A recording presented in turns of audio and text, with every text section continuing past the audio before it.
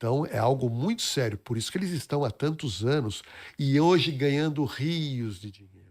E se você curte esse tipo de vídeo trazendo informações importantes, já clica no botãozinho aqui para me seguir e não perder nenhuma novidade. Ô, doutor, e você também investigou muito essas mega operação, né, que teve lá no Rio de Janeiro. Tem até um vídeo que você tinha mandado pra gente aqui.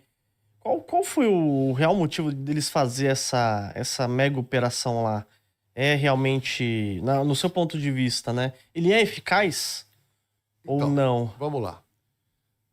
Primeiro me perguntaram, a mega operação, ela é legal? Ela é legal.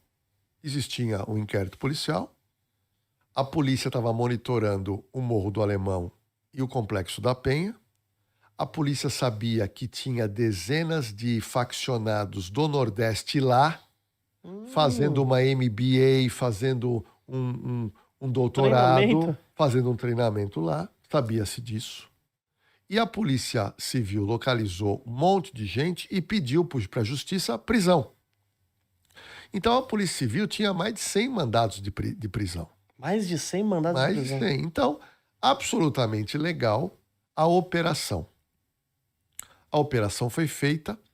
Eu entrevistei na operação de risco o coronel que comandou a operação, que é o Coronel Menezes, que é o chefe da PM do Rio. E ele me contou que a PM fez todo um trabalho de inteligência e eles sabiam a rota de fuga dos criminosos. Que é sempre pra mata, né? Para mata, e eles cercaram essa rota, que eles chamaram de uma estratégia de muro do Bope. Então, os presos, os faccionados que quiseram se entregar, foram presos. Tem até um videozinho, ô Teus, coloca um videozinho pro pessoal ir vendo, que é dele se entregando, né, Teus? Sim. Tem um videozinho aí que o Matheus vai colocar aqui. Não, é o dele se entregando. Que mostra, né? Muitos foram presos, se não me engano, foram cento e... Tranquilidade, mano, ó. A tia tá filmando aí, nós vai descer. Qual é, rapaziada? Ó, um atrás Eles do filmam outro. assim, doutor, pra garantir que não, Tá geral sem não camisa, aconteça nada? Uma prova pra eles? Tá geral sem camisa, nós vai descer aqui devagar, hein? Olha o tanto, gente. Olha lá, aqui eles estão negociando Se entregar. se entregar. Eles podiam reagir se quisesse, mas não.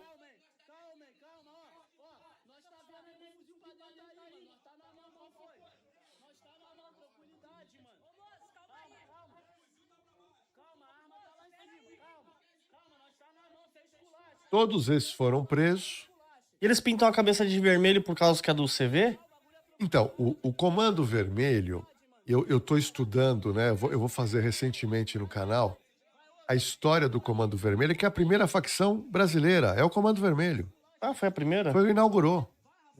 O Comando Vermelho, ele vem de uma pré-facção chamada Falange Vermelha. E depois virou Comando Vermelho. Então tudo é vermelho. Sim. Né? Muitos pintam o cabelo, outros desenham o CV em vermelho, mas todo mundo se entregando. Ó, tudo Olha o jovem, tanto. tudo jovem faccionado. Nossa, você vê que eles estão realmente desesperados ali, né? Agora, alguns, fuzil na mão, estavam na mata. Alguns conseguiram ir pra mata. E Lá. na mata foi tocar tiro com o bope, levaram a pior. Então você teve diversas pessoas que foram mortas no confronto, mas a gente não pode esquecer, 4 policiais mortos, 2 civis e 2 militares. Só que o Coronel Menezes, sábado agora, ele me contou um número que eu não sabia. São 15 policiais que estão internados. Tem um que ele é até famoso, acho que é o... Não, um perdeu a perna, que é um delegado de polícia, perdeu a perna. Tem um que é o Chuck lá do OP também, acho que eu acompanho nas redes sociais, eu vi lá que ele tá internado Então, também. 15 pessoas gravemente feridas. Então, se você somar 15 com 4, são 19. 4 baixas e 15 feridos. Então, nesse ponto, foi triste a gente ter que enterrar 4 policiais e outros que muitos vão se aposentar. O Coronel Menezes falou, olha, nós estamos com um policial entubado. E se morrer? E aí ninguém... Sobreviveu. Sobreviveu, mas não tá andando direito. Sobreviveu, mas não tá falando. Vai ter que aposentar. Sim. Que é da profissão de polícia, que é a profissão de risco, né? Risco. Então, Nesse caso, nos entristece. A operação teve sucesso, prendeu muita gente. Quem reagiu levou tiro. Agora, a eficácia, ela é muito pequena. Por quê? Porque eu descobri que tudo lá na Penha e no Alemão tá como antes da operação. Já voltou todo mundo com fuzil para lá. A mesma coisa. Mesma coisa, eu vou mostrar isso no vídeo que eu vou gravar esses dias, que eu vou contar a história do Comando Vermelho e vou terminar com a mega operação e mostrando que a eficácia foi pequena porque já se voltou lá às atividades normais do Comando Vermelho. E essas facções aí, elas podem ser consideradas um grupo terrorista na sua visão, doutor? Porque assim, uma coisa que eu vejo, né, o ladrão ele vem aqui, ele vai, me rouba, tomou meu celular, foi embora. Aí o que eu fico vendo, né, desse pessoal que mora na comunidade, eles pagam, muitas vezes, pelo que foi veiculado, o gás mais caro do que quem mora na parte mais nobre do Rio. Aí eles pagam a internet mais cara do que quem mora na parte mais nobre do Rio. A pessoa que mora lá, muitas vezes, até ali no início, ela não consegue guardar o carro dela porque tem barricadas, né? Então você vê, ele já tá impondo várias coisas para as pessoas que já são ali, elas estão expostas, né? E aí, em muitos casos também, você vê lá que às vezes tem uma mulher aí que ela fala, né, que ela tava na favela, é um vídeo bem viralizado no TikTok, que ela fala assim, ó, eu era da comunidade, certo dia o cara falou que iria namorar com a minha filha, acho que de 15 anos, 16 anos. Aí ela o que ela teve que fazer? Abandonou tudo, pegou a filha e saiu fugido de lá. Deixou todas as suas coisas, né? Então você vê que eles, na minha visão, eles atuam como um grupo terrorista, que eles tacam terror na população. Então vamos lá. Eu tô trazendo, eu demorei muito, só acabei hoje, o roteiro sobre o Comando Vermelho, tá? É uma história longa. Eu fui buscar a raiz do Comando Vermelho. E eu gosto de mostrar, Lua, a verdade. Sim. Como é que eu mostro a verdade? Eu mostro com prova. Sim. Não adianta falar. Falar Sim. é fácil. Vir aqui falar qualquer coisa é fácil. Então, nos meus roteiros, eu mostro documentos, provas, depoimentos, tá? Então, em breve, nós vamos ter toda a história do Comando Vermelho, mas eu quero te adiantar um pouco essa história, porque você me fez uma pergunta sobre essa lei que estão fazendo aí de antifacção. Sim. Vamos lá. Entenda uma coisa. Para que a gente entenda o porquê que nós temos 88 facções no Brasil. Nossa Senhora. Por que nós temos 88? Sendo que a primeira facção foi quem? Comando Vermelho. Eu vou te contar a história. Mas antes de te contar a história do Comando Vermelho, eu tenho que te contar a história do primeiro crime organizado no Brasil. Eu fui atrás. O primeiro? O primeiro. Qual foi o primeiro crime organizado na história do nosso país? Você faz ideia? Não consigo fazer nem ideia. Vou te contar. A história é muito bacana. Por que eu preciso te contar essa história? Porque eu vou te mostrar o porquê que o Brasil não resolve os problemas de segurança pública. Por que o Brasil não resolve a violência urbana? Vou te explicar. Muito simples. Vamos lá, vamos voltar na história. 1888. Luan, existia um cara muito rico no Rio chamado Barão de Drummond. O Barão de Drummond, ele era um empreendedor, um empresário, e era um cara visionário. E ele já tinha viajado para a Europa, para a África, e ele falou, poxa, o Brasil não tem zoológico. E ele tinha áreas na região de Vila Isabel, no Rio de Janeiro, e ele tinha uma área muito grande, fechou tudo e trouxe da África os primeiros animais. Trouxe girafa, trouxe elefante, trouxe tudo que você possa imaginar, e ele construiu o primeiro zoológico no Brasil, 1888. Passado 2, 3 anos, o que aconteceu? A conta não estava pagando. Que é muito caro, né? Você manter todos os animais, tem que carne. trazer, Moral da história, ele, como empreendedor, ele falou, puxa, eu queria. Ele tinha bolado um jogo, que o jogo era o seguinte, quando você entrasse e comprasse o ingresso, você poderia escolher, pagando mais um valor, você poderia escolher um dos bichos do zoológico.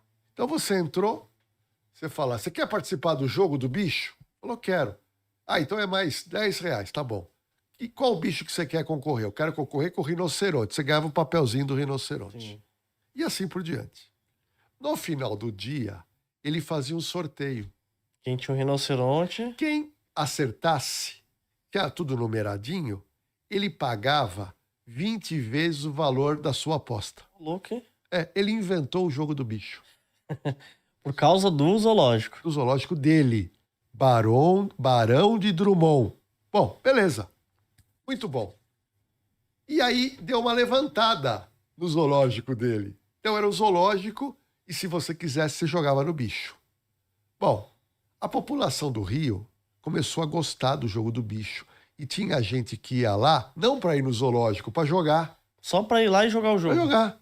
Fala, eu vou concorrer. Porque o brasileiro gosta de jogo. O brasileiro gosta. O brasileiro adora jogo. Essa é a verdade. O povo que gosta é brasileiro, né? Gosta de brasileiro. E aí o que aconteceu? Umas pessoas na rua falaram, vamos copiar isso. Vamos fazer um jogo aqui no bairro. Mas só o jogo, não precisa de zoológico. Só que é o seguinte, o Barão de Drummond, quando ele foi fazer o jogo, como ele era um cara correto, ele foi no governo do estado. Ele pediu autorização. O governo deu a autorização no zoológico do Barão de Drummond. No zoológico dele. Lá. Aí, os espertos, os empreendedores espertos... Começou a falar eu mesmo. vou fazer no meu bairro, porque isso dá dinheiro. E aí, eles foram fazendo, mas mudando algumas estratégias, que é a milhar, a dezena, aquelas coisas do jogo. Então, eles mudaram um pouco o jogo durante o tempo. Quando deu 2 anos, o Rio estava infestado do jogo de bicho ilegal. Que aí ele utilizava o resultado do original. Era isso daí? Não, eles mesmos começaram a fazer uma loteria. Ah, sim. O jogo do bicho com os números deles. Porque naquela época não tinha loteria Sim. oficializada. E o pessoal até hoje fala, né? O jogo do bicho paga mesmo, né? Não tem erro. Você entendeu? É honesto. É honesto. É ilegal, mas é honesto. Mas olha que interessante que eu vou te contar. O governo não gostou nada disso. Sabe o que ele fez? Ele proibiu o jogo do bicho, inclusive proibiu no zoológico. Proibiu. Cancelou. O zoológico teve que cancelar. Na rua não cancelou. Aí que começou a crescer. Começou a crescer.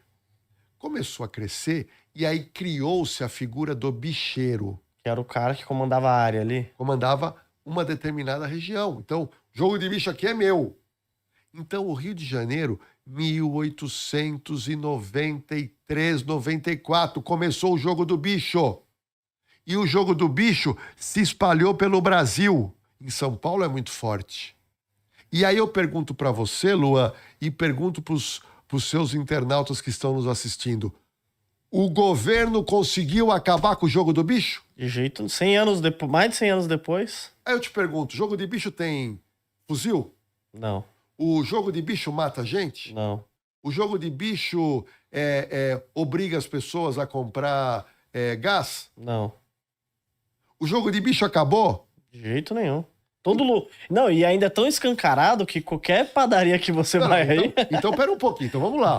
Você me perguntou sobre lei de terrorismo. Sim. E eu tô aqui para dar uma resposta pro seu público com a minha experiência de segurança pública. Eu não tô vindo aqui para contar cascata. E digo mais, eu não sou candidato a nada. Eu não quero vida política. Eu tô desiludido com isso. O que eu tenho visto hoje é um monte de gente candidato em podcast para ganhar voto, para ficar gritando. Só que não conseguem mostrar como é que a gente resolve o problema. Como é que você resolve? Eu vou mostrar aqui. Então vamos lá. A primeira organização criminosa brasileira aconteceu no Rio. Jogo do bicho se espalhou pelo Brasil e está até hoje. As autoridades, os governos municipal, estadual e federal não conseguiram terminar com o jogo do bicho, que é uma coisa suave. Concorda? Concordo. Verdade. O apontador do jogo do bicho é bandido? Não. Ele é o infrator da lei. Sim. Mas ele tá armado? Não. Ele tem uma granada? Mas antigamente eles andavam armados, né, doutor? Não. Na época, né? Não, sim, mas eles não... Eu entendi o que você... Existia no Rio briga entre bicheiros. Briga de território. Morreu gente. Aqui em São Paulo também. Tá? Aqui também morreu você. Mas eu te pergunto, quem que é o apontador do jogo do bicho? É o aposentado. É o aposentado. Verdade. Entendeu? É um cara que jogou muito e depois... Não, é o aposentado. Se você for ver, é uma mulher, é uma senhora. Então o Brasil não conseguiu acabar com o jogo do bicho. Então vamos lá. Primeira organização criminosa que o Brasil teve foi o jogo do bicho. Agora nós vamos caminhar para a segunda organização criminosa. Vamos lá. O jogo do bicho, eu falei, ele começou em 1900 e veio crescendo, o jogo veio crescendo. E no Rio teve o ápice.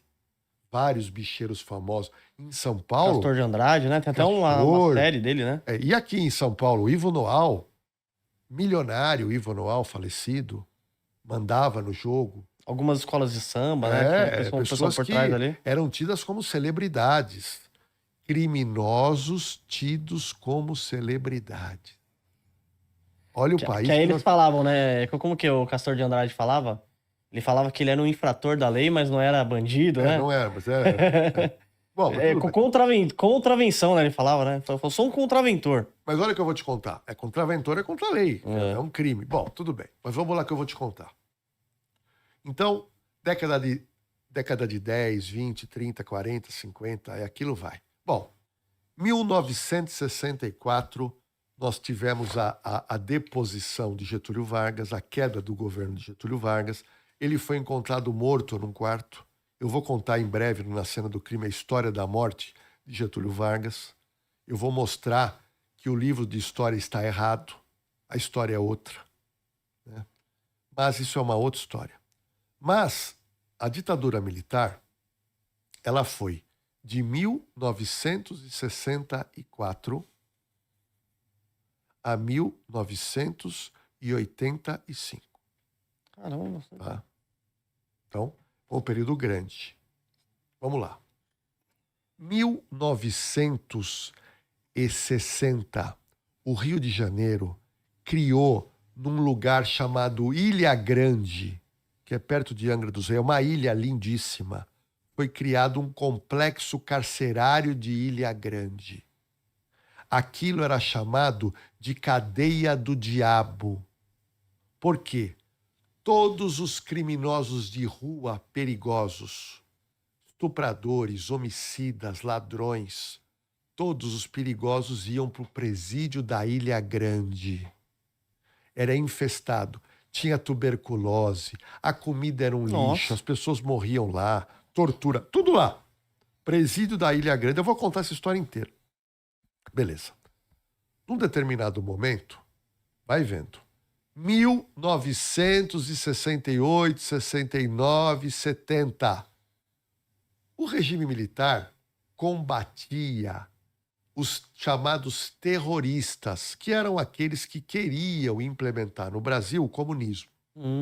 Quem que eram os comunistas? Eram pessoas elitizadas, estudadas, que faziam assalto a banco para captar dinheiro para a causa da revolução. Bom, essas pessoas foram presas, os terroristas. E aí, alguém do regime militar, brilhantemente, falou o seguinte: vamos jogar todos esses vagabundos no presídio da Ilha Grande. Então, você imagina, o presídio da Ilha Grande cheio de ladrão de rua. Junto com os... Aí você jogou o preso elitizado, estudado e consciente. Quando esses terroristas foram para Ilha Grande e eles viram aquele presídio e falaram: meu, o que é isso, cara? Isso aqui é um demônio. Isso aqui é a casa do diabo. Nós vamos morrer aqui. Porque o lugar era terrível. Algo terrível. Bom, o que aconteceu? Eles se uniram juntamente com presos comuns e falaram: meu, nós temos que criar aqui dentro uma entidade de proteção. Porque tem gente morrendo aqui sem remédio. A gente vai morrer junto. Nós vamos morrer junto. E aí, criou-se um primeiro grupo chamado Falange Vermelha. Caraca. Que eram esses líderes inteligentes. E eles estavam fazendo o quê? Conversando com os presos agressivos. Pegando e falando assim, calma aí, a gente tem que organizar aqui. Tem que organizar essa bagunça. Vocês são tudo ignorantes, vocês ficam querendo matar um outro. Nós temos que organizar. Quem tá Nós contra a estamos gente é o nesse sistema, né? Nós estamos nesse caldeirão aqui. E essas pessoas inteligentes começaram a conscientizar os presos. Então a Falange Vermelha, ela tinha essa finalidade. A gente chama a Falange Vermelha de pré-facção. Foi um movimento anterior à facção. Bom, nesse processo de Falange Vermelha, em dado momento, criminosos que eram cara muito violento, mas era cara mais inteligente, eles ganharam a sacada desses caras. Falaram, porra, a gente não pode ser tudo separado. Nós temos que nos unir. Nós temos que ser uma força. E aí, um dos bandidos, que era um cara muito inteligente, chamado de Professor, esse cara falou, não, nós vamos fazer uma instituição chamada Comando Vermelho. O Comando Vermelho foi inaugurado em 1979. Comando Vermelho tem mais um outro preso famoso, não sei se você vai lembrar, que é o Escadinha. Lembro. Escadinha era um trio de bandidos. E eles formaram o Comando Vermelho. Aí eles começaram a se conscientizar de tomar conta da cadeia, mas eles perceberam o seguinte, o preso que ganhasse liberdade ou o preso que fugisse, ele tinha que continuar roubando e fazer o quê? Para ajudar os coitados que estavam lá presos. Eles fizeram um estatuto mesmo ali? Fizeram e eu consegui o estatuto. Conseguiu o estatuto? Não, o estatuto é um negócio impressionante. É uma coisa de uma organização, porque eles têm os 10 mandamentos do Comando Vermelho e depois tem o estatuto do Comando Vermelho. É a mesma coisa você ter uma entidade qualquer Sim. e você fazer um estatuto para aquela coisa funcionar. Porque se um dia o chefe deles morrer, eles conseguem seguir, né? Tá tudo lá. E eu te pergunto, eles aprenderam com quem? Isso daí é coisa até de criminoso de fora, não é? Não, da Falange Vermelha. Da Falange Vermelha? Porque tinha também estrangeiro lá. Porque isso daí é da Itália, né? Eles aprenderam os terroristas. Porque os terroristas, sei lá, até aqueles eu acho que foi o da Itália, que foi o primeiro, a máfia siciliana. Tem várias, Tem várias, né? Mas esse pessoal, eles são super organizados. Não, eles são organizados com estatuto. Então o Comando Vermelho nasceu e ali eles começaram a trabalhar essa questão de ajudar o preso. Só que o presídio de Ilha Grande tinha muita fuga que não acabava mais. Caramba, então todo mundo... Fugia muita gente. E aí o que aconteceu? O Comando Vermelho começou a se estabelecer numa determinada localidade no Rio. E ali eles começaram a se organizar nesses territórios. E aí era a época, porque foi na década de 70 para 80, que a cocaína chegou no Brasil. E eles começaram a vender coca. Aí começou a crescer. E a coisa começou a crescer, começou a crescer, começou a crescer, começou a crescer. Isso, a inauguração, fundação, 1979. Bom, a primeira facção criminosa do Brasil. A segunda facção qual foi? PCC. PCC já foi o segundo? Eu pensei que... Segundo, não teve nenhuma. A primeira... Ó a história. Jogo do bicho. Falange Vermelha, pré-facção. Comando Vermelho, 1979. E aí, olha que interessante. Ano de 1992. Revolta no Carandiru. Foi? A polícia teve um embate, morreram 111 presos. Certo? Certo. Morreu 111. Foi um choque pro sistema carcerário, concorda? Pra tudo, né? Um choque. Beleza. O que o governo fez? O governo pegou as pessoas mais perigosas e transferiu de lá, do Carandiru, e mandou para Taubaté, no Piranhão. Mandou lá. Só os perigosos. Transferiu. Nesses perigosos existiam amigos bandidos, assaltantes de banco. Que antigamente o assaltante de banco era o cara mais perigoso do topo, né? Que era final da década de 70, começo da década de 80, que não tinha cartão, era tudo dinheiro. Por isso que assaltava banco. Você entendeu?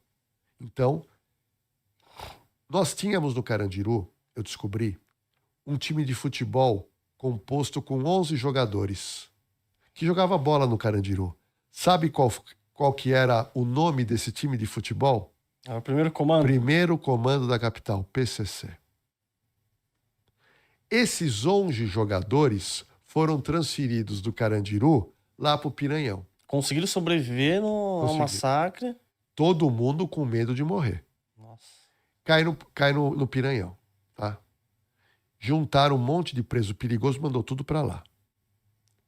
Só que lá tinha 2 ou 3 presos do Rio de Janeiro do Comando Vermelho. E começaram a fazer o quê? Contar a história do Comando Vermelho. Olha, lá no Comando Vermelho, que surgiu Somos no organizados. presídio de Ilha Grande, lá tem um estatuto. Lá eles se protegem. Lá nós estamos ganhando dinheiro na rua para pagar advogado. E aí eles perceberam, falaram, nós precisamos fazer isso em São Paulo. Porque nós vamos morrer. 1993 nasce o PCC. E nessa época aí não era do Marcola, né? Não, vou te contar. Ah, Olha que interessante que eu vou te contar. 1993 nasce o PCC. Foi feito um estatuto. Deram colicopia. Mudaram CV. algumas coisas, deram colicopia. Deixaram mais paulista. Com mais paulista. E beleza. E eles começam o mesmo processo.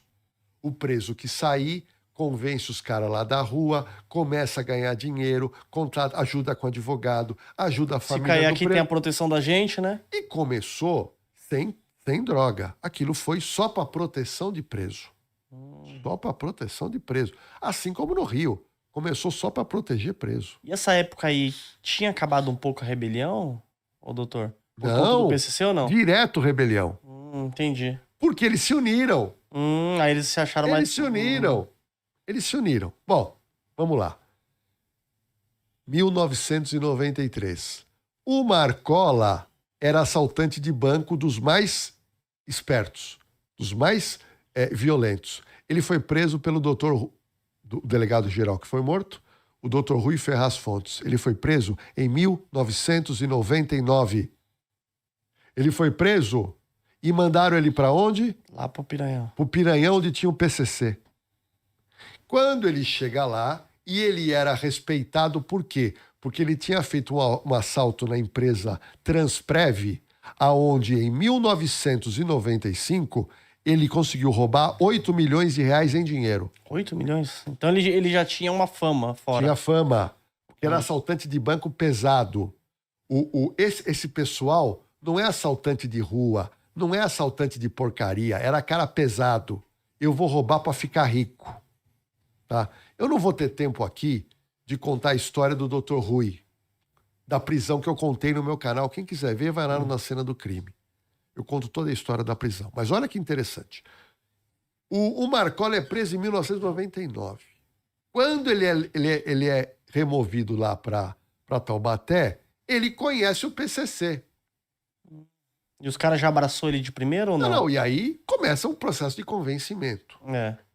Em 2000, ele já ingressou. Só que o PCC já vinha desde 93. Nossa, então, já é bem antigo, né? Não, então ele é de 93. Ele foi preso em 99. Em 2000, ele entra. 2001, 2002, teve briga interna de liderança no PCC. Em 2003, alguns se mataram e sobrou quem? O cabeça quem era e virou Marcola. Caramba. Marcos William Herbas Camacho. Virou. 2003. 2003 ele virou o líder. O líder. O que aconteceu em 2006? aquela Parou São Paulo. Lembra? Parou São Paulo? Lembro, pô. Parou. Sabe quantas pessoas morreram? Nossa, não sei não, mas eu lembro que eu morava... Vamos lá, o público que está nos assistindo. Daqui a pouco eu vou responder.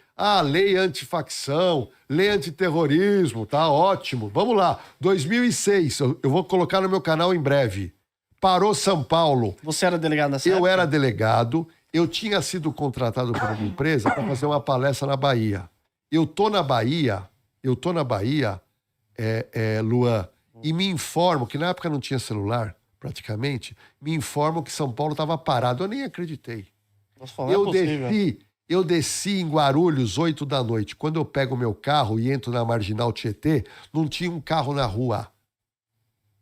Eu lembro que parou tudo, eu era adolescente. Aí eu liguei o rádio, os radialistas falando, não saiam de casa, não saiam de casa. Como que eles falavam? Um salve geral, né? Salve geral. Sabe, nesse período de 10 dias que durou o problema, sabe quantas pessoas foram assassinadas? Tentando pensar aqui. Umas 100 pessoas? 550! Tá brincando? 550 pessoas? 550 no estado de São Paulo. Caraca. Morreram quase 60 policiais. Nossa. Morreu bandido pra caramba, morreu policial pra caramba. Eu tô falando em 2006. Eu estou falando de 2006. E quando você chegou nessa época aqui em São Paulo, doutor? Você estava viajando, aí você chegou... Não, eu peguei meu carro, eu não estava muito acreditando. Quando eu pego a avenida, a Marginal, e não tinha ninguém... Oh, meu Deus do céu. Falei, o negócio é sério. Eu com a minha arma na mão, não saia da minha mão. Eu vim devagar, preocupado. Eu vim do aeroporto até minha casa, não vi um carro. Entrei em casa, liguei a televisão. Quando eu ligo a televisão, vejo que o negócio é seríssimo. E tinha muitos delegados que estavam sendo ameaçados ali? Morreram quase 60 policiais. Nossa. Ao todo, entre polícia e criminosos, quase 600 pessoas. Nossa. Foi um absurdo. Não fazia ideia disso daí. Foi um negócio absurdo na cidade de São Paulo. Absurdo, tá? Carro queimado, ônibus queimado, uma coisa de louco. Bom, eu tô falando em 2006, gente. Nós estamos em 2026. 20 anos. Naquela época, nós tínhamos 4, 5 facções criminosas.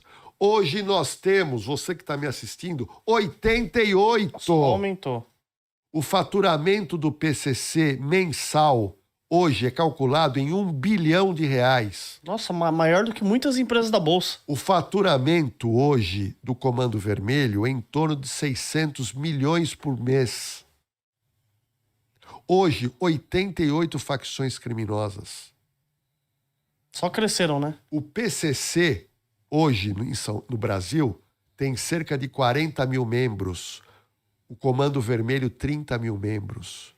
O PCC, ele lida hoje com 25 países que vendem drogas.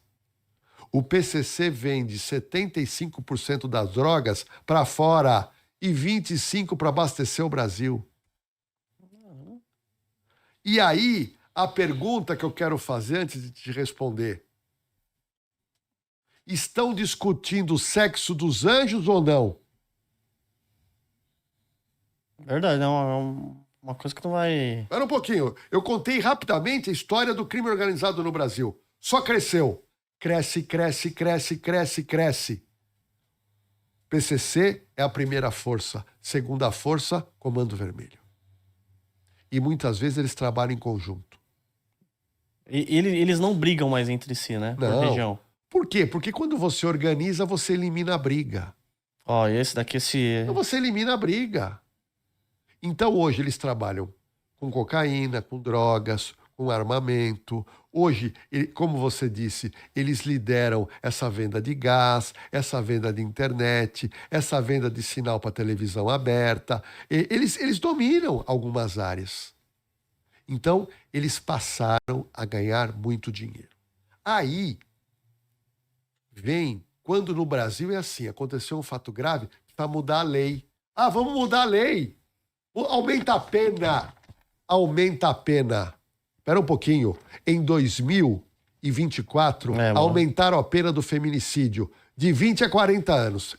É alta pena, concorda? Concordo. Gente, feminicídio de 20 a 40 anos. Qualquer feminicídio qualificado Nossa. duplamente, triplamente qualificado, o cara de cara é 30 anos de cadeia. Nossa. É uma pena alta. Pra caramba. Diminuiu o feminicídio no Brasil? Acho que não. Gente, nós estamos enxugando gelo. Essas discussões legislativas levam a o quê?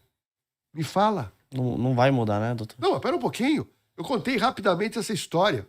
Eu poderia ficar aqui, do que eu tenho estudado por Na Cena do Crime, umas 20 horas falando de pormenores das facções criminosas. Falando hoje para você que está me assistindo, que você tem o Comando Vermelho, o PCC e outras entidades do crime vendendo franquia e microfranquia do crime. Caramba, vendendo microfranquia. Uma coisa de louco. E aí, a gente verifica discussões ideológicas. Olha, precisa mudar isso na lei, precisa agora ser terrorista, não, precisa ser facção. Eu assisti muita gente, nesses últimos dias, depois da mega operação, dando soluções para... Mágicas. Não, tudo solução. Solução. E as soluções é assim, a maioria é candidato. Então, se o cara é candidato de direita, ele tem um tipo de retórica. Se o cara é candidato de esquerda, ele tem outro tipo de retórica. Se o cara é um candidato meia mussarela, meia calabresa, ele tem um outro tipo de retórica. Tudo retórica. Se o cara ele é do governo, o culpado é o governo federal. Se o cara é do governo federal, o culpado é o estadual. Esse foi o estadual, é o municipal. É o município. Não, é o Congresso. Olha, é um balaio de gato. Volto a repetir. Quando você verificar alguém tentando trazer uma solução, só verifique se ele é candidato ou não. Porque o candidato quer voto. É. O candidato quer voto. E qual que é a retórica do candidato? Ele verifica nas redes sociais o que as pessoas querem ouvir. É fácil. Mas pera um pouquinho. Agora eu vou dar a solução do Jorge Lordello, que é um cara estudioso, um cara apaixonado por criminologia, um cara que entrou na polícia com 22 anos, um cara que estuda 24 horas isso. E não quer? Não quero ter cargo nenhum. E já disse isso em outros lugares, eu vou falar aqui. Se tiver algum prefeito, governador, presidente da República que quiser ouvir as minhas ideias, eu vou, os meus custos, te deixo as minhas ideias, te cumprimento e falo, toca o barco. Não quero cargo, não quero ganhar nada. O meu trabalho me sustenta. Meu trabalho me sustenta. Não preciso de cargo para sustentar. Então vamos lá. Agora eu vou te trazer de tudo que eu ouvi, e eu fiquei ouvindo se alguém ia ter o mesmo pensamento que eu. E eu não estou dizendo que eu estou correto, não. Eu quero que você, Luan, e você que está me assistindo, me diga se o que eu vou falar faz sentido. Tá? Eu contei um pouco da história da Falange Vermelha, do Comando Vermelho e do PCC. E as outras, todas facções criminosas, eu pergunto para você, Luan, elas nasceram aonde? Sempre nas penitenciárias, né? Nas cadeias. Então aqui está a cadeia. É. A cadeia é o nascedouro. É aqui de dentro, ó.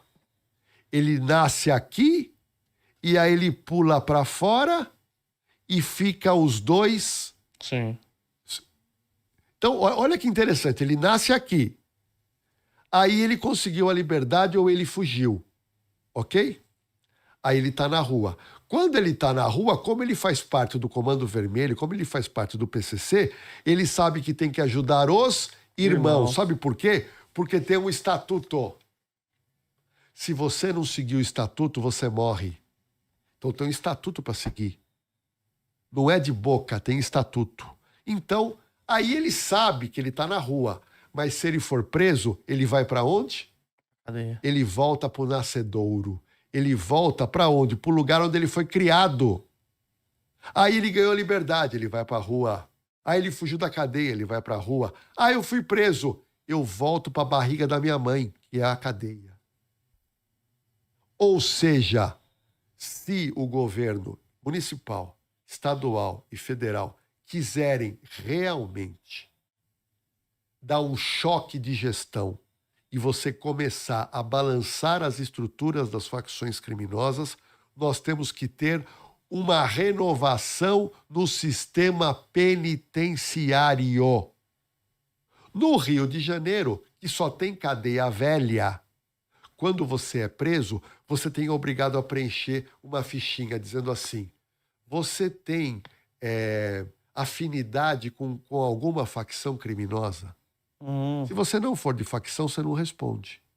Se você for, você responde. Por quê? Porque eles te mandam pra cadeia aonde estão os seus amigos. O Oruan, que é filho do Marcinho VP, o Marcinho VP foi um dos grandes líderes, e ainda é, do Comando Vermelho. Ele não é o dono, não, né? Ele é um dos líderes. Ele encabeçou, ele foi o chefão, depois foi preso. Tá preso há 20 anos. Foi preso. Mas ele é chefão. É que nem o Marcola, é chefe. Sim. Os caras ouvem ele. Então, mas vamos lá. O cara vai preso, mas continua com o cargo. Mas era um nascedouro. Então, o Oruan, quando ele foi detido, você tem afinidade com alguma... Tenho. Comando Vermelho. Para onde ele foi? Pro nascedouro. Ele foi bem tratado? Ele foi bem tratado? Alguém duvida? Alguém duvida que ele passou bem lá? Aí ele fica lá um pouco e sai. E ele sai e ele sabe, os meus irmãos estão lá dentro, eu preciso ajudar. Então, esse empreendedorismo que foi criado, chamado facção, é muito inteligente para o crime. Como é que nós começamos a resolver o problema tendo um sistema carcerário de primeiro mundo, aonde você não permita que eles consigam se reunir, conversar e serem acolhidos como uma irmandade? É difícil fazer isso também, né, doutor? Não é. Não é? Sabia que você ia me perguntar. E eu vou te responder. Porque assim, eu não tenho... É que assim, doutor, você tem muita experiência. Eu não tenho experiência nenhuma, né? Pra mim, olhando aquilo ali, eu falo, meu...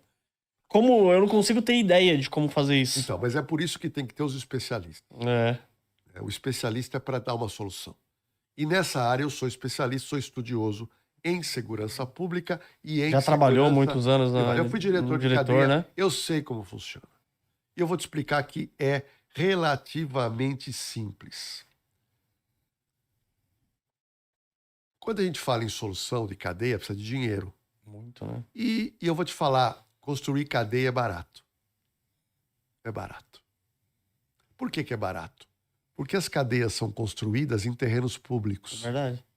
E se você não tiver um terreno público numa localidade, o governo vai e desapropria, paga um precinho bem baixinho. Não tem. Que é a utilidade pública. Então o terreno público já é nosso. Já é de graça. Já é do governo. A construção da cadeia pública é areia e cimento, gente. Perto da minha casa tinha um supermercado lá, antigo que eu frequentava, acabou e virou um prédio. Eu fiquei 3 meses sem passar lá, eu subi, tá no 7º andar. São Paulo tá demais, né? Não. A tecnologia para você subir um prédio hoje é muito rápido. Então, presídio é a coisa mais simples de construir. É cimento e bloco. É parede de bloco lauteado. É simples. Então, a construção de presídio não vai levar um ano e pouquinho para construir um presídio de 1.500 pessoas, tá? De 1.000 pessoas. Então, nós temos que construir presídio. Vários presídios. E o que eu vou falar agora, e aí eu mostro que eu tenho razão, e eu mostro que tudo que falaram, me desculpem quem teve outras soluções, elas não são soluções essenciais. A minha solução é essencial porque eu estou mostrando que o problema é o nascedouro, é aqui, é a cadeia. Vamos lá. O nosso sistema carcerário hoje, ele abarca 700 e poucos mil presos. Tá? Só que esses 700 e poucos mil presos, eles estão prensados lá dentro. De tudo junto. E tem gente que fala, não, deixa prensar, porque eles que se danem. Mas não é assim, né? Não é assim, porque prensado eles estão um do lado do outro tramando. Eu tenho que separar os presos. Eu tenho que deixar eles afastados, e não todo mundo junto.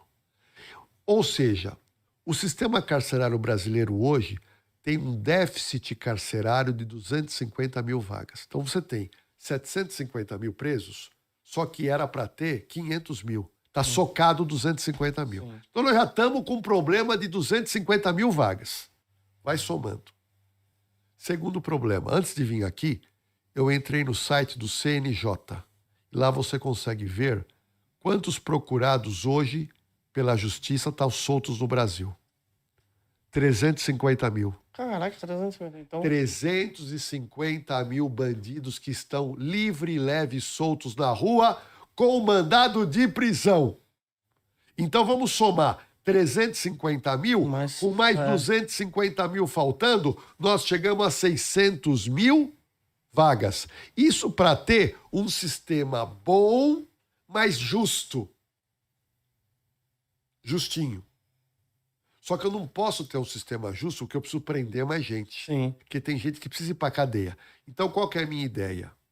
Então, nós precisamos de 600 mil vagas. Agora. Já tá precisando. Não, já precisa. O meu amigo Luan, se eu fosse chefe das polícias do Brasil e eu falar o seguinte, nós temos 350 mil procurados no Brasil. Nós vamos fazer uma força-tarefa municipal, estadual e federal e colocar esses caras presos. Se eu te perguntar, 90 dias a polícia focada em procurado pela justiça, quantos caras você acha que eu prendo? Ah, eu acho que, sei lá, no mínimo aí uns 30 mil. Também não, é 200 mil. 200 mil, A doutor? polícia do Brasil inteira. Municipal, estadual e federal. Exército. Nós vamos atrás de procurado. Nossa, faz uma limpeza boa, hein? Então, mas vai por aonde? Não tem onde Se não pôr. tem vaga. Então, peraí. Você É um precisa erro. de vaga. Então, qual que é a minha ideia? Quero que você veja se faz sentido e você que está me assistindo também. Vamos lá. Então, nós precisamos de 600 mil vagas. Só que eu preciso aumentar um pouco e eu quero aumentar mais 400 mil. Então, eu quero 1 milhão de vagas.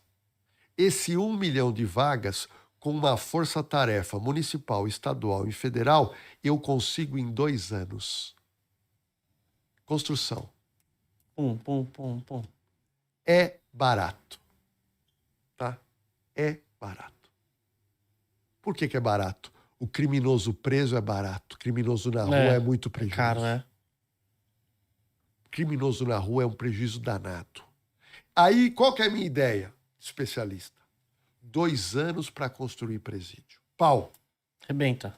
Nesses 2 anos, o Congresso Nacional vai mexer nas legislações para acelerar o processo criminal, que é muito lento, acelerar o inquérito policial, que é muito burocrático, e dar uma apertada nas progressões de pena, para o cara progredir com mais demora. Ou seja, quando eu termino essa 1 milhão de vagas, imediatamente as leis já estão aprovadas e começam a entrar em vigência com as novas vagas. Aí começa. 2 anos. Aí nós temos agora mais 2 anos, 3 anos, 4 anos de fazer o quê? Pega os Correr atrás. procurados e põe. E aí, nesse novo sistema carcerário brasileiro, nós vamos fazer o quê? Não permitir que esses presos faccionados se comuniquem e consigam fazer Vantagens, né? essa união dentro de um sistema que é público.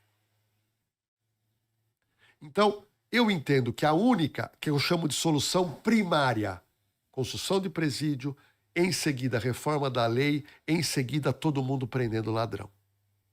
E hoje está fácil prender ladrão, porque só em São Paulo, Nossa, São Paulo deu a grande lição, o prefeito Ricardo Nunes, que é o Smart Sampa. Smart Sampa, isso daí. Ou só para você ter uma noção, o Pô, Smart pega uma fotinha feia do cara lá e consegue reconhecer, né? Ô Luan, me fala uma coisa. Espera um pouquinho. Me fala uma coisa. O Smart Sampa em São Paulo tem 8 meses. Tá? 8 meses. Ainda é um embrião. Mas tem 8 meses. Nesses 8 meses, a Guarda Civil Metropolitana prendeu 2.100 procurados. Só com o Smart Sampa. Sem sair procurando só com as câmeras Só paradas. com o Smart Sampa. Segundo dado, o Smart Sampa de São Paulo detecta o crime em flagrante. Verdade. Aí a GCM vai e prende. Sabe quantos foram presos nesse Smart Sampa em 8 meses? Quanto? Mais 3.500. 5 mil. Mais de quase 6 mil pelo Smart Sampa. Só no monitoramento. Só eu acho que aqui nas zonas mais centrais, né? Não, é todo lugar. Todo lugar tem? Eu recebi o prefeito Ricardo Nunes no Operação de Risco. Entrevistei legal. ele 2 vezes. E eu tenho chamado ele lá para ele contar as histórias, porque as histórias são boas. E eu perguntei para ele, eu falei, ô prefeito, é só na área nobre? Ele falou, Lordelo, eu tenho câmera em São Paulo inteiro. Ele me contou que tem muita UBS, muita UPA em qualquer lugar. Sim. O cara entra lá, é procurado, apita, ele é preso dentro do hospital doente. Caraca. Então, veja bem, o sistema Smart Sampa prendeu quase 6 mil pessoas em 8 meses. Só que tem um detalhe, sabe o que o prefeito falou para mim? Falou, Lordelo, nós não demos um tiro. Porque... Não deu um tiro! E aí eu preciso te contar uma 6 história. 6 mil pessoas... E eu preciso te contar uma história curiosa pra você ver como funciona. No meu bairro, eu soube de um conhecido meu que foi preso pelo Smart Sampa. Um conhecido seu? Mas eu falei, mas o cara é honesto. E realmente é honesto. Ele vinha andando a pé e uma câmera pegou ele. 2 quarteirões pra frente chega a viatura da GCM e mão pra cabeça no cidadão. Ele falou, o que é? Eu sou um cara honesto, sou empresário. Não, o senhor tá procurado, o senhor tá enganado. Ele estava procurado, pensão alimentícia. Pensão alimentícia? Ele não sabia. Nem ele sabia? Foi preso pelo Smart Sampa. Então, muitas prisões sem dar um tiro, sem morrer um policial, sem ninguém sair ferido, que é o melhor dos mundos. Sim. É o melhor dos mundos. Não teve baixa nenhuma, nem nada. Então, eu fiz questão de falar isso para você e para o seu público, para dizer o seguinte, essa é a opinião de Jorge Lordello. Fora isso, qualquer outra opinião, para mim, são medidas que podem ser secundárias, terciárias ou quarteais. Mas a primária é a construção de presídios, porque sem presídios nós não resolvemos o problema do faccionado, que o nascedouro e a manutenção é lá dentro. E às vezes até o cara que não é... Eu vi muitos casos, né? Também é que eu escuto muito, né? Que teve muita gente que entrou na facção para se proteger dentro dos presídios. Aí o cara acaba entrando pra alguma facção lá pra ele ser protegido naquele momento ali. Olha... Não sei se é real também. Não é né? bem assim, Luan. Eu vou te contar uma outra historinha interessante. E eu tive uma colaboradora em casa, que era muito bacana, e ela tinha um sobrinho que foi preso. Caramba. Esse sobrinho foi preso e ela me ligou preocupada se eu podia ajudar, orientar. E eu perguntei o que era. Ele foi preso por causa de estelionato. Uma coisa boba, ele entrou em cana. E eu falei para ela, olha, ele vai ficar pouco tempo preso, porque estelionato não fica preso. Ele ficou uns 20 dias e foi solto. E aí eu fiz questão de conversar com ele, para saber como é que foi.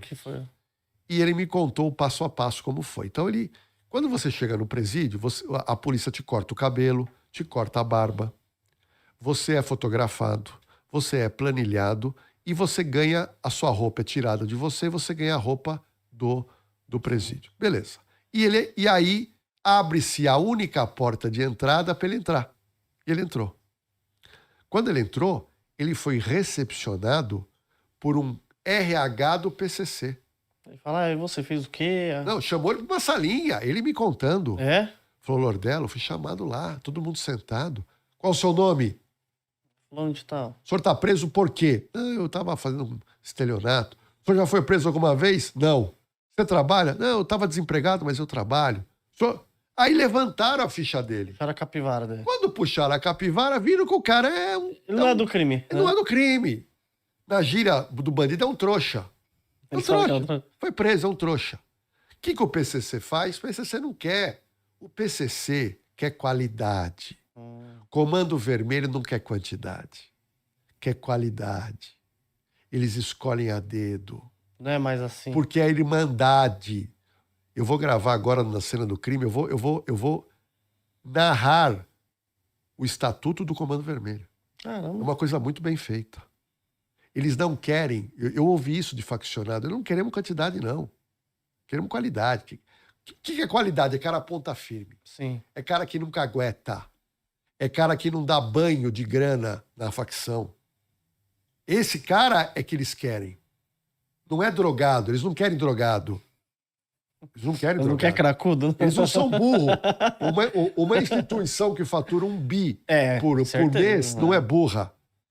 Não, pior que certeza. Você entendeu? Porque quem comanda é tudo cara aqui, ó. Tem cabeça.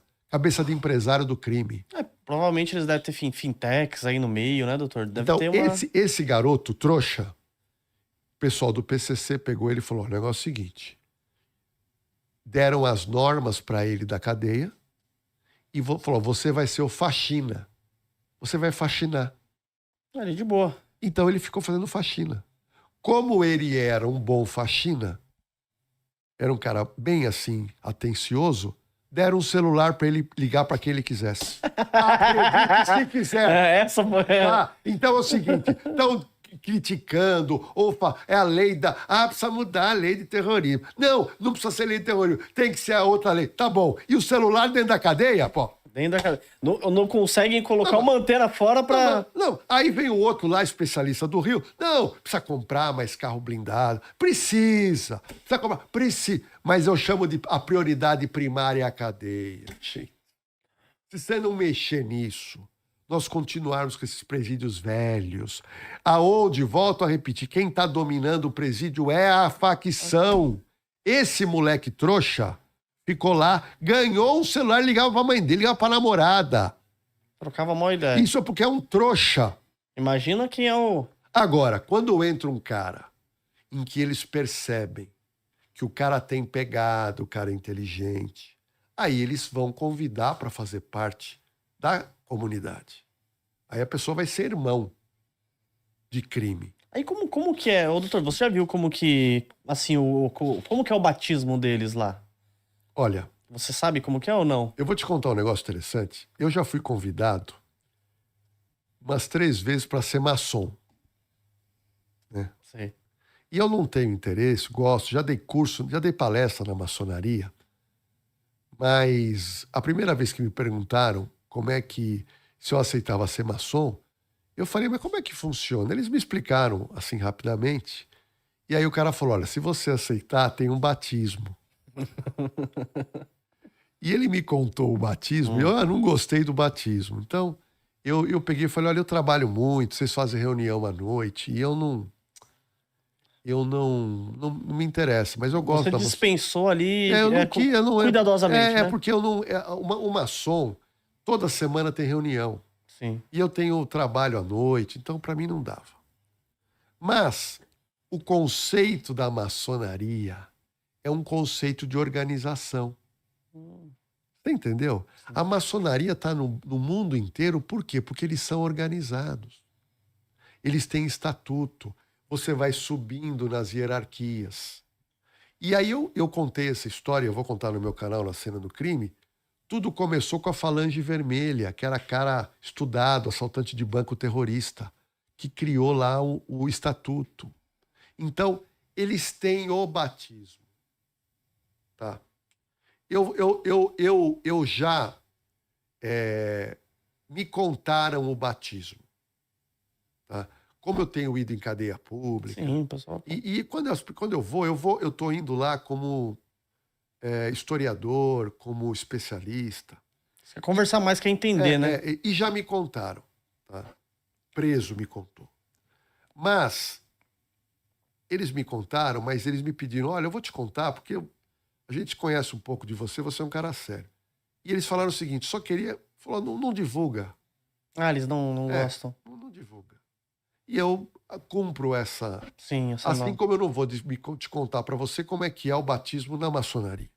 Sim. Tá? Que é uma coisa muito particular da instituição. Tá? Mas, na maçonaria, para você entrar, tem que ter indicações. Antes de falar com você, a pessoa que quer te levar para a maçonaria, ele vai conversar na loja e ele fala, tem uma pessoa, quem é? Eles fazem um levantamento. Então, quando você é convidado, é uma deferência. Entendi. Eles estão falando que você tem a qualidade para estar no grupo, né? Porque não é assim, convida qualquer um e vão ser aceitados. E as facções, eles têm essa preocupação. Porque tudo na vida, qualidade é muito melhor que quantidade. Sim. Só para você ter uma noção, o PCC tem 40 mil irmãos. Comando Vermelho, 30 mil. É uma família. É uma família. Eles se protegem e eles ajudam quando a pessoa está precisando. Entendeu? Então é algo muito sério. Por isso que eles estão há tantos anos e hoje ganhando rios de dinheiro. E eu estou vendo esses debates em podcast, eu estou vendo muita gente na televisão, essa lei agora que estão discutindo, que acham que vai fazer um papel E vai acabar. e vai resolver. E eu estou trazendo aqui que em 2024, a lei do feminicídio hoje, a pena é de 20 a 40 anos. E as mulheres estão morrendo do mesmo jeito. Não é por aí. Verdade. Então eu digo o seguinte, um problema grave, você tem várias camadas de resolução. A primeira é o primordial, é o que vem primeiro. O que vem primeiro é cadeia. Então qualquer É lá que pessoa, nasce. qualquer debate que eu for e a pessoa não falar como prioridade cadeia, a pessoa vai ter minha oposição e eu vou falar, me desculpa, mas a sua estratégia não vai levar a nada. Por quê? Porque o brasileiro está cansado de enxugar gelo. É. Então o que o Bukele fez lá em El Salvador, que você deve ter acompanhado, né? Um dos sucessos do Bukele, o que é? É o presídio. Cadeia, pô. É costume cadeia. O americano, como é que o americano segura a violência urbana que é grande lá? Construindo cadeia também. Construindo cadeia? Aqui no Brasil, nós temos 700 e poucos mil presos. Sabe quantos presos tem nos Estados Unidos? Você tem ideia. 2.300.000 cara em cana.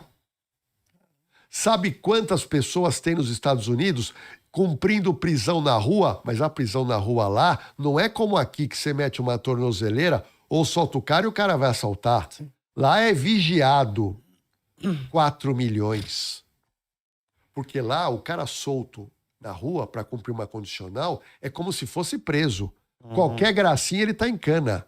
Se você somar 2.300 de cara preso mais 4 fora, são mais de 6 milhões de americanos em cana. O americano só segura a violência urbana lá Por causa que eles prendem por causa da mesmo. cadeia. É. E aqui, eu pergunto para você e pergunto para o seu público. Nesses últimos dias após a operação, qual especialista em qualquer canal de televisão que falou em cadeia? Na verdade, eu não vi nenhum. Ninguém. É. Eu ouvi todos. Gente que foi no Roda Viva, gente que foi em programa. Ah, precisa mudar uma leizinha aqui. Não, precisa comprar um carro blindado aqui. Não, precisa... Tá bom. Troca o fuzil por uma pedra. Não, é só conversa fiada. Veja bem, volto a repetir. Uma pessoa que está com uma doença grave, você vai dar para ela uma aspirina. Não, faz sentido nenhum. Gente, uma pessoa com uma doença grave, o médico falou a doença é grave. Olha, nós temos diversas coisas que nós temos que fazer com você. Aí o paciente pergunta, qual que é o primeiro? Tem que ter o primeiro. Tem que ter o primeiro. Verdade. Então, no problema das facas... Lordela, qual que é o primeiro? Cadeia. Ah, Lordela, cadeia. Qual que é o segundo? Cadeia. Qual que é o terceiro? Bom, aí nós vamos mexer nas leis. Aí vai pras leis, aí começa, né? Fora isso... É só baboseira. Ou a pessoa quer ganhar voto, quer se eleger às custas de blá, blá, blá e conversa fiada.